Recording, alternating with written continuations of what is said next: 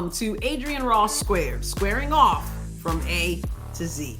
I'm here today to make an announcement, a very profound announcement. So I want you to hold on to your hat. I want you to sit down. I want you to embrace your loved ones. I want you to do whatever you have to do to stabilize yourself. Okay? Because this is a big one. I'm Black.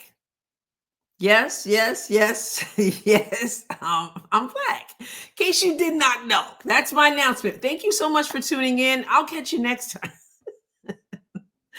Seriously, though, that is really what we're going to be talking about today. I kind of started out in a little bit of a comical way, but in reality, this is what I want to talk about. I want to talk about what we call race. Really, there's only one race, the human race, but we call skin color race. So we'll go with that. There's such a divide in our nation with people who are determined to keep some kind of race war or to create some kind of race war. And we see that and we talk about that more on the main channel. Actually, who would think, right? This is Adrienne Ross Squared, squaring off from A to Z. And obviously race is an R and it fits in there somewhere. But it really shows itself a lot, believe it or not, for those of you who aren't a part of the Adrienne Ross Show, where sports and culture connect. Let me fill you in. You would think when we talk about basketball, when we talk about Caitlin Clark, when we talk about this fake rivalry with Angel Reese, you think we'd be talking about layups and free throws and three-pointers and assists and all those things. But there really is no real rivalry between the two in terms of basketball because Caitlin Clark is so much better than Angel Reese. So instead of being able to say, well, yeah, she is, there are people who don't appreciate Caitlin because she's white. Who's this white girl? And there's a lot of racist stuff that's thrown at Caitlin Clark. Some people will say, well, what do you care? And this is what we want to get to today. Why do you care, Adrienne? You're Black. You come from a history where people were oppressed.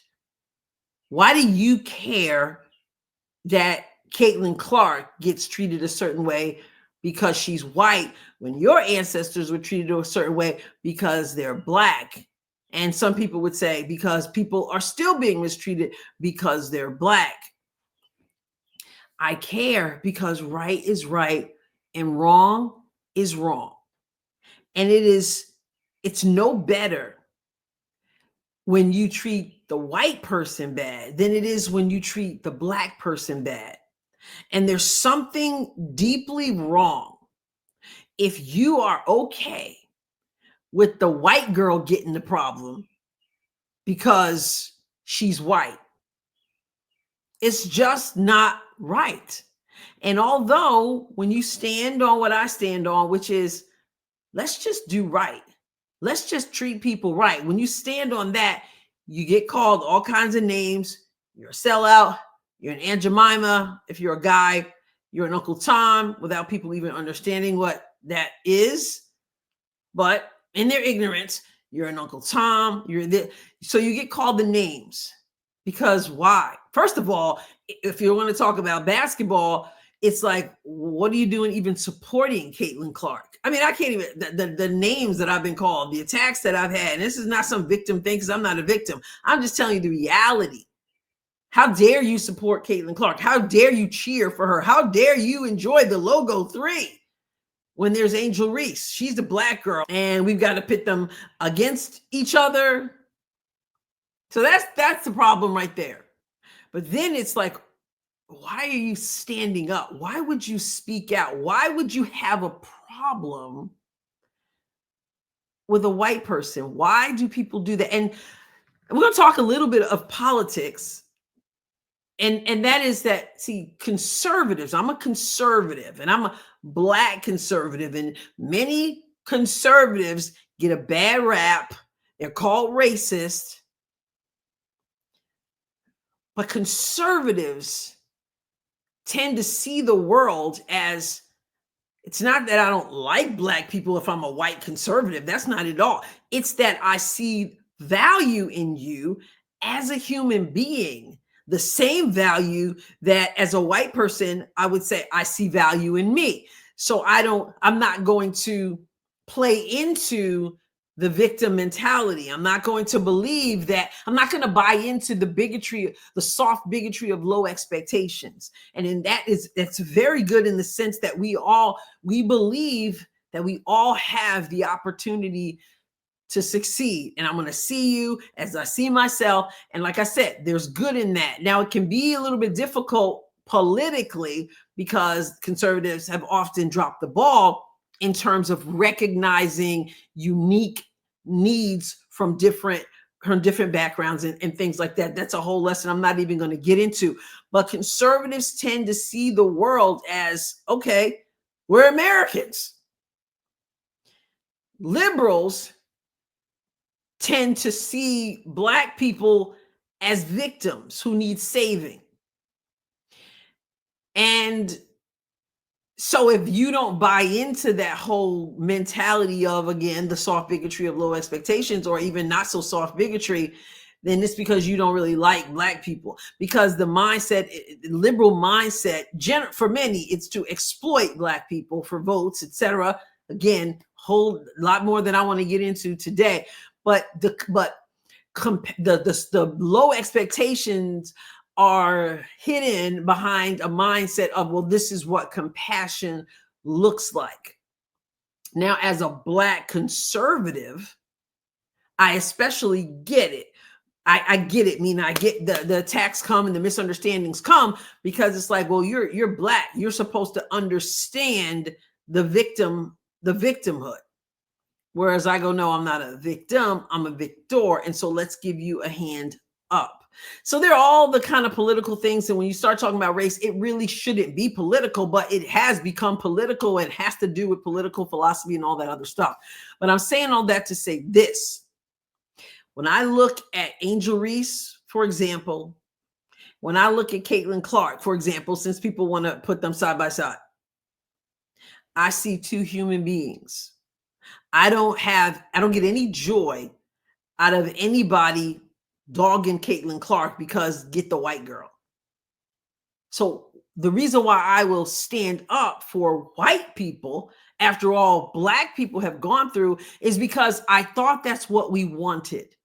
I thought we wanted to live in a world, in a nation, where we are judged by the content of our character and not by the color of our skin.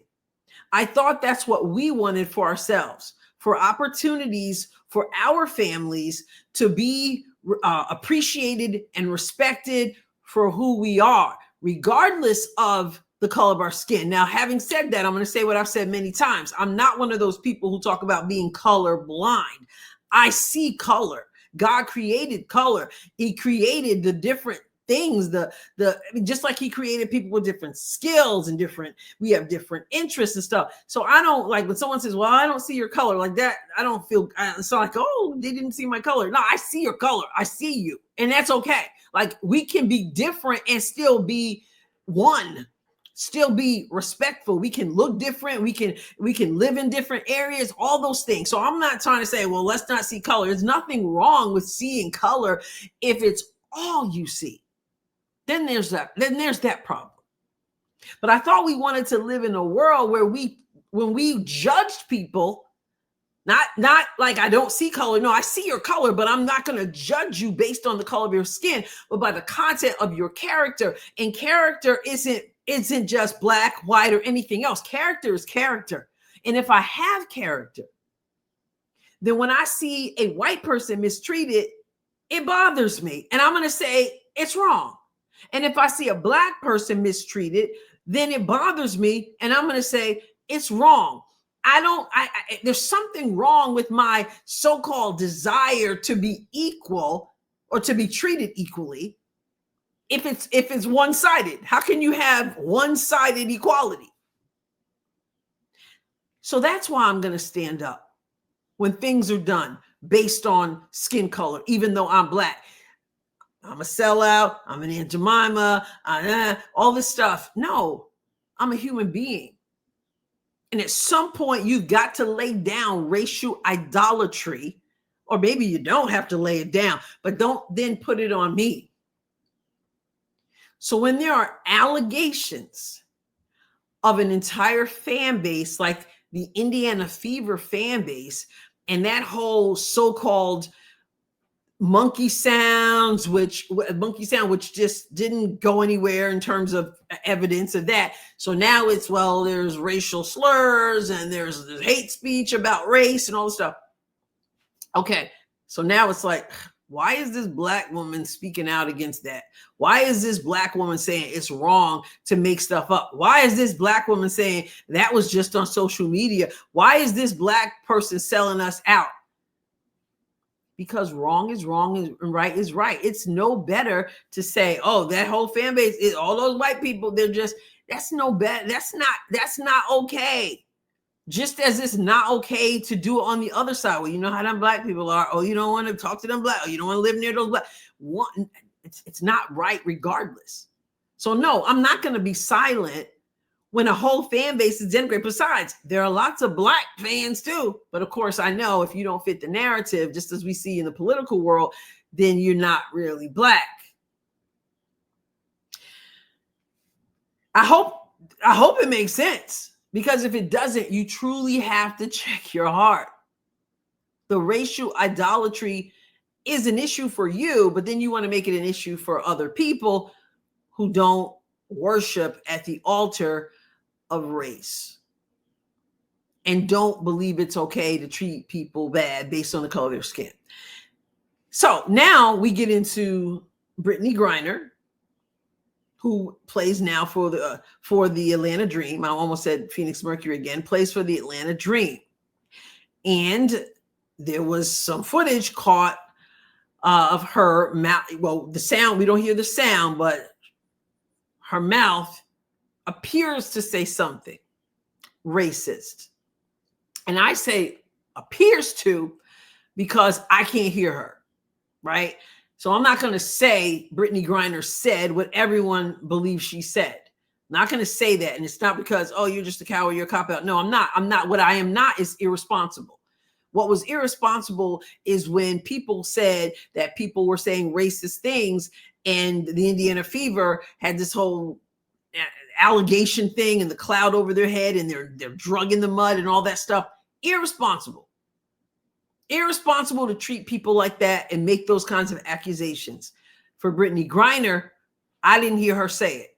And I'm not going to be irresponsible to say she definitely said that, because I'm not a lip reader either. And I know you can have a movement of a lip and there can be several words. We see those little things where they do the lip reading thing.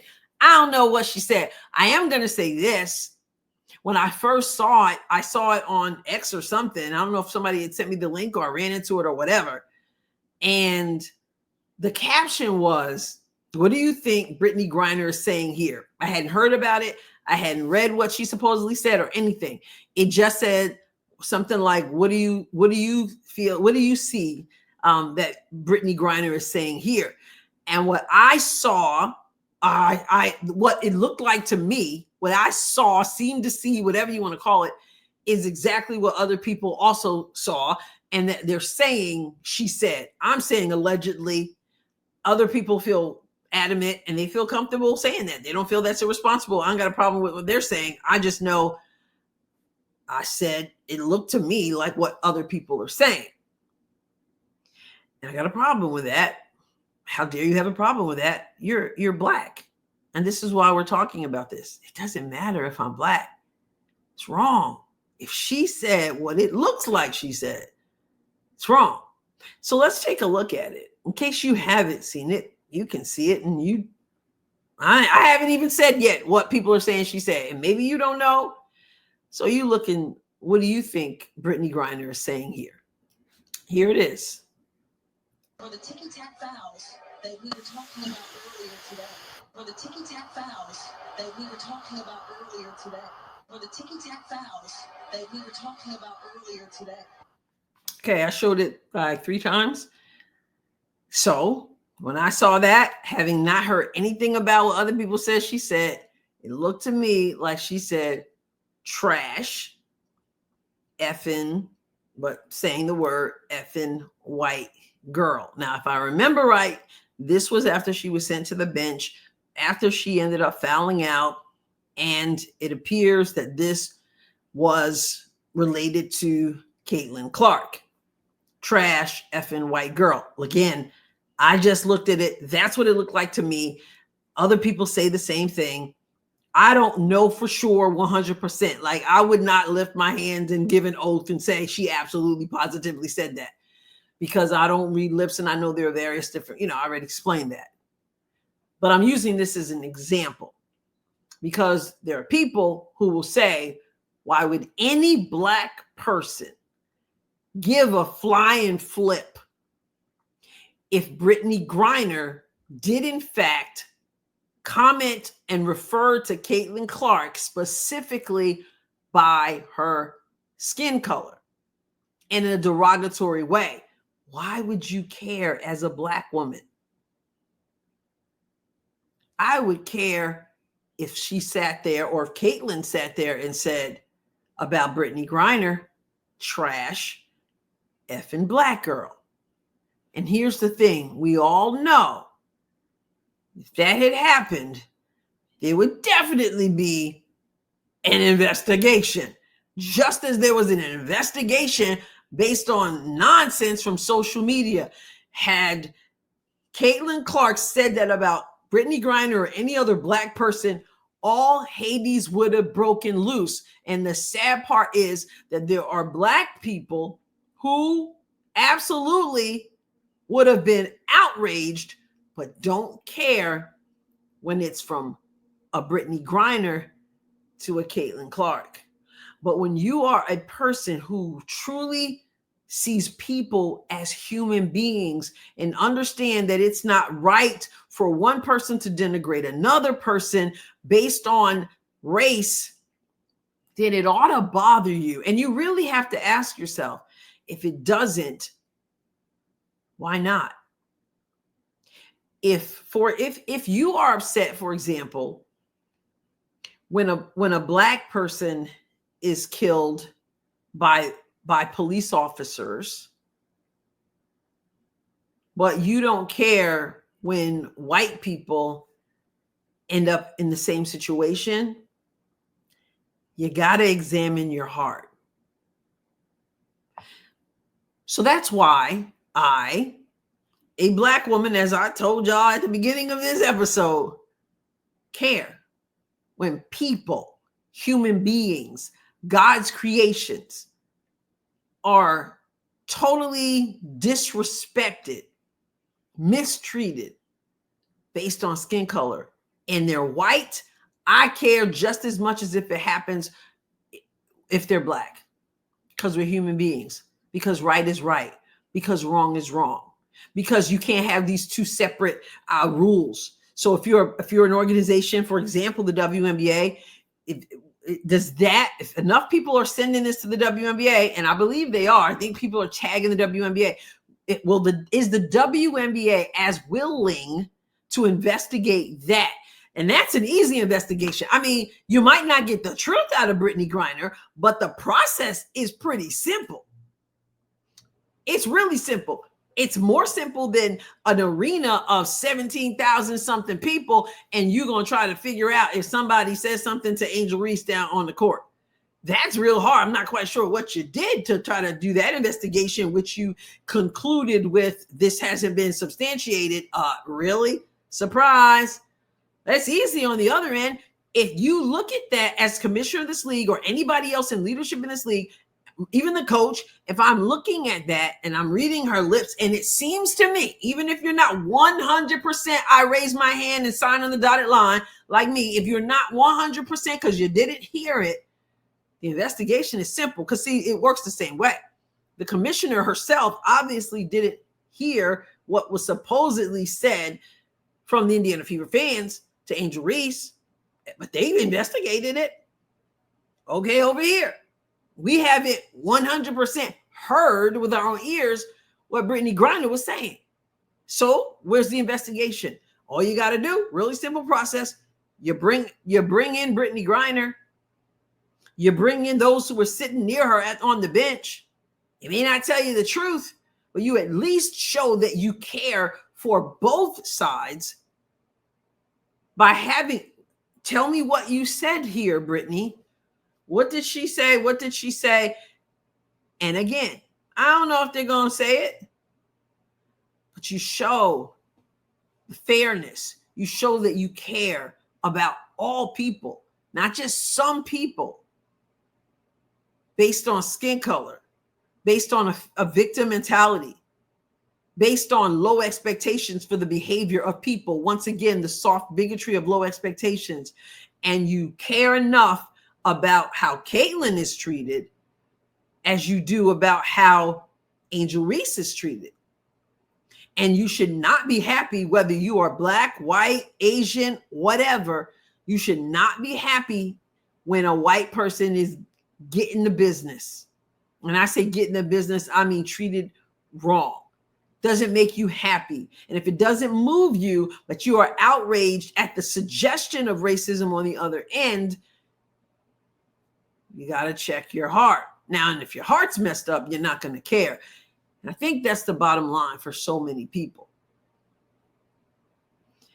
So I hope that answers questions for people who want to know, why would I care as a Black person? Why you should care either way as a white person? Why right is right and wrong is wrong? Because it is, obviously. Well, obvious to me and to everybody who doesn't idolize race. It's amazing to me that this conversation is going on in 2025. But here we are. People have all kinds of junk in them, and it comes out even when you're supposed to just be watching basketball or playing basketball. God help us. Listen, subscribe to Adrienne Ross Squared if you haven't done so already. Hit the like button for this video. And if you're not subscribed over at the main channel, The Adrienne Ross Show, please do that as well. I will catch you next time, God willing. God bless you abundantly.